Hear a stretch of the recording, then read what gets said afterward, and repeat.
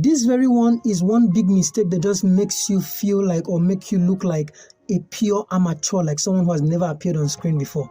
It is the part where you start with energy and then you possibly sometimes end in a very wrong and very terrible pattern sometimes. Okay, how do I mean? This is it. Maybe you start with a lot of energy, a lot of command, a lot of passion, a lot of expression, a lot of not expression, a lot of emotions for your role, and then suddenly along the line you begin to fall. You begin to fall unnecessarily.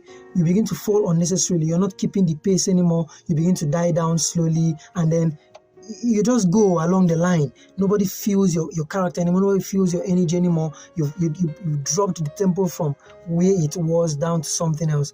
That is very wrong. That just shows that maybe you don't have the energy to carry the role, or maybe you're not an actor, or maybe you don't understand what is going on. You're not in character and all that. It really turns off any filmmaker actually.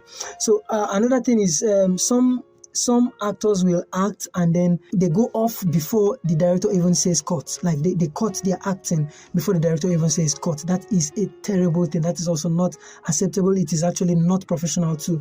You should act until you hear the word cut. That word is what makes you stop acting. You cannot, because maybe the script said the maid carries the glass and leaves the table, the scene ends. So when the maid carries the glass and leaves the table, you automatically just stop acting and turn to the director or possibly turn to the cameraman and like you're just out of character. That is off. So even when the maid carries the cup or the glass and leaves the table, you are still performing. If it's just looking at the maid, if it's just getting angry, if it's getting back to your food or something, you just have to continue your acting until you hear cuts.